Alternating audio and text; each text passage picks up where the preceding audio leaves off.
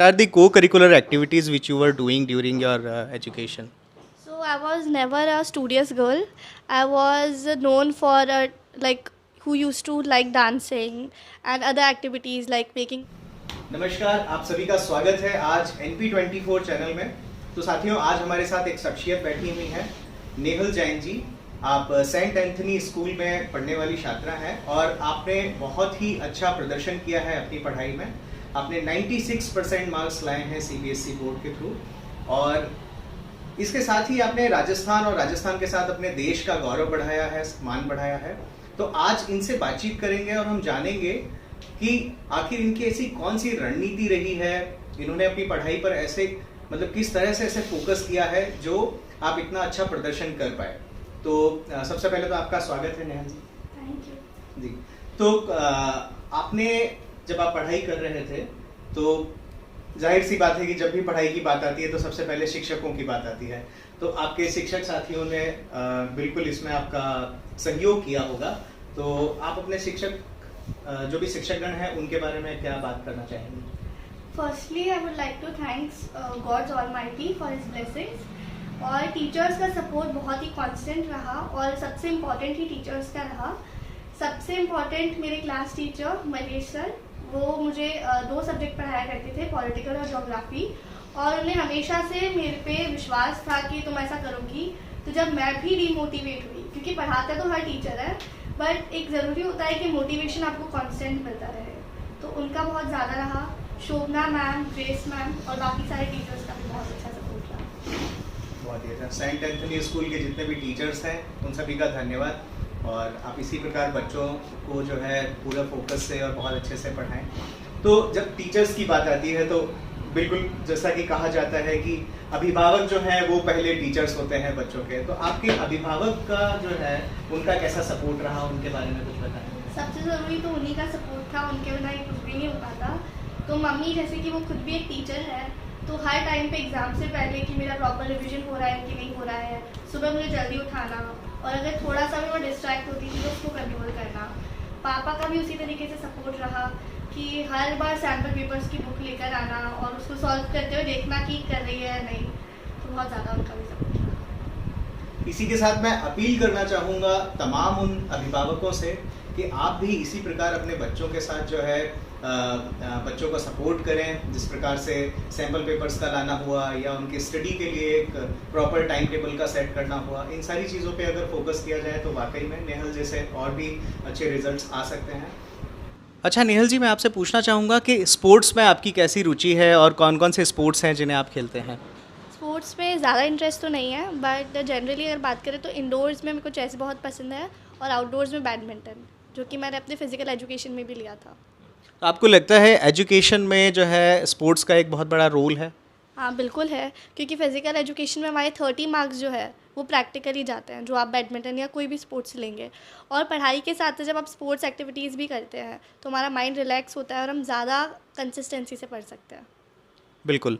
तो जब आपसे बात चल ही रही है तो मुझे ऐसा लगता है कि आप स्पोर्ट्स में भी आपने किया है, तो क्या आप बताएंगे कि आपकी वो रणनीति क्या रही जो आप 96% मार्क्स तक लाए हैं, ताकि बाकी के जो बच्चे हैं उन सबको भी पता चले कि क्या कैसे आप प्लान करते थे, कितने बजे उठते थे, है ना, आपके फूड हैबिट्स क्या क्या थे, तो वो सारी चीज़ें भी थोड़ा बताएं दर्शकों को। फर्स्टली तो जो मैं बिलीव करती हूँ पर्सनली, कि ऐसा बोलते हैं कि एक लेजेंड ने कहा है कि you tell me your friends, I will tell you your future. कि अगर आप मुझे अपने दोस्त बताओगे, मैं बता दूंगा कि आपका फ्यूचर कैसा रहेगा। तो मैं बिलीव करती हूँ कि आपके जो सराउंडिंग है, जो आपके दोस्त हैं, वो बिल्कुल मोटिवेटेड रहने चाहिए, वो भी आपको पढ़ने के लिए मोटिवेट करें। तो फ्रेंड्स का, और जब मैं 11-12 से ही, मैं ऐसा नहीं था कि बहुत ही ज़्यादा पढ़ती थी, बट कंसिस्टेंसी से पढ़ती थी।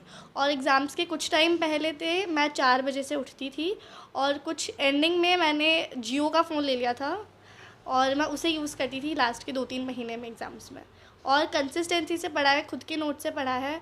और एक जो सबसे यूनिक चीज़ मैं करती थी कि जो टीचर पढ़ाने वाला है उसके एक दिन पहले ही वो पढ़ कर जाती थी, तो मेरा भी पढ़ना हो जाता था, और जो टीचर पढ़ाती थी तो साथ में मेरा रिविज़न हो जाता था। बहुत ही अच्छी स्ट्रैटेजी आप फॉलो कर रहे थे। अच्छा, जब ये सारी बात हो रही है तो मुझे एक चीज़ और आप ये बताएंगे क्या कि इस ये जो पूरा आपका पढ़ाई लिखाई का है और जैसे कि आप फोकस होकर के पढ़ रहे हैं, तो बाकी जो बच्चे हैं, है ना, आपकी क्लास के जो बाकी बच्चे हैं या आपकी उम्र के जो बाकी बच्चे हैं, उनके लिए आप क्या एक संदेश देना चाहेंगे? यही पहला कि कंसिस्टेंसी से पढ़ो, रोज़ थोड़ा थोड़ा पढ़ो और थोड़ा सा डिस्ट्रैक्शंस को कंट्रोल में हमें ही रखना पड़ेगा। तो आप अभी से सोशल मीडिया पे इतने ज़्यादा ना हो जाओ। मैं भी थी बट इंस्टाग्राम मैंने आज तक यूज़ नहीं किया है, तो मेरी अभी तक उस पर आईडी भी नहीं है। तो आप थोड़ा उससे डिस्ट्रैक्शंस कम रखो और कंसिस्टेंसी से पढ़ो। पेरेंट्स और टीचर्स को अपने विश्वास दिलाओ कि हम कुछ कर सकते हैं और उनके गाइडेंस लेके पढ़ते रहो। बिल्कुल, नेहल जी जैसे बता रही हैं कि आपको आजकल जैसे बहुत ज़्यादा रील्स का क्रेज़ हो गया है, सोशल मीडिया का बहुत क्रेज़ हो गया है, लेकिन आपको अपनी स्टडी पे फोकस करना है क्योंकि सोशल मीडिया कहीं ना कहीं आपको पढ़ाई में बाधा डालता है। आपसे बात करके बहुत ही अच्छा लग रहा है। अच्छा, जब भी पढ़ाई की बात आती है तो पढ़ाई अपने आप में एक साधना है ना? तो ऐसी कुछ चीज़ें हैं जो आपको ये पढ़ाई करने में मदद किया करती थी, कोई ऐसे वाइब्रेशंस या कोई ऐसे मंत्र? सबसे पहले तो नमोकार मंत्र, जो कि मैं कॉन्स्टेंटली चैंट करती थी अपने एग्ज़ाम देने से पहले, ड्यूरिंग द एग्ज़ाम्स, और जब भी डिमोटिवेट होता था। और जब मैं सुबह जल्दी उठती थी तो नींद रहती है, तो मैं शिव तांडव स्तोत्रम सुनती थी, जिससे मोटिवेशन भी आता है और एकदम से एनर्जी। आप फील नमोकार मंत्र का एक बार थोड़ा गा के सुना सकते हैं? गा नहीं, मैं बोल सकती हूँ। जी। नमो हरिहंताणम, नमो सिद्धाणम, नमो आयरियाणम, नमो उवजायनम, नमो लोए सवसाहोनम। बहुत ही बढ़िया। ओके, तो नेहल जी एक दो चीज़ें और पूछूंगा, दैट व्हाट आर द को curricular activities which you were doing during your education? So I was never a studious girl. I was known for like who used to like dancing and other activities like making waste products useful and other craft items. And I was a very cheerful girl. But with this, I managed to study. So I really believe that कि आपको सिर्फ पढ़ना ही नहीं चाहिए, आपको दूसरी activities भी करनी चाहिए, जिससे आपका क्रिएटिव माइंड होता है। और मेरी पेपर प्रेजेंटेशन बहुत ही अच्छी थी, तो मैं यूजुअली फ़्लो चार्ट्स का यूज़ करती थी और पॉइंटर्स बना के आंसर्स लिखती थी, जिससे कि और डायग्राम्स बहुत ज़्यादा बनाती थी कॉपीज़ में, कि कॉपी देखते ही इन्विजिलेटर को लगेगा कि लिखा हुआ है। तो अपनी प्रेजेंटेशन पे भी काम करें, क्योंकि सिर्फ ज़रूरी नहीं जो आपको आता है वो अगर आप प्रेजेंट नहीं कर पाए तो उसके मार्क्स नहीं मिलेंगे। Very nice. So, have you ever taken part in any dance competition or did you make any art or craft something which is appreciated by the people? हाँ, मैंने यूजुअली जैन धर्म के बहुत सारे कॉम्पिटिशन्स में पार्ट लिया है। लेटेस्ट जो लॉकडाउन में हुआ था उसमें पार्ट किया था एंड आई स्टूड सेकेंड। तो और जितने भी फंक्शंस होते हैं सब में मेरा डांस का होता ही है। और उसके अलावा मैंने अपने घर को पूरा सजा रखा है मेरे ही क्राफ्ट आइटम से, तो किसी भी वेस्ट को मैं क्राफ्ट आइटम में बदल सकती हूँ, तो ये किया है। Very nice. मतलब कि मल्टीपल चीज़ों में टैलेंट है, न सिर्फ पढ़ाई पर ही बल्कि बहुत सारी अलग अलग चीज़ें करती हैं, और जो कि यूनिक चीज़ें हैं जैसे वेस्ट मैनेजमेंट, जो कि मुझे लगता है आजकल बच्चों को करना ही चाहिए।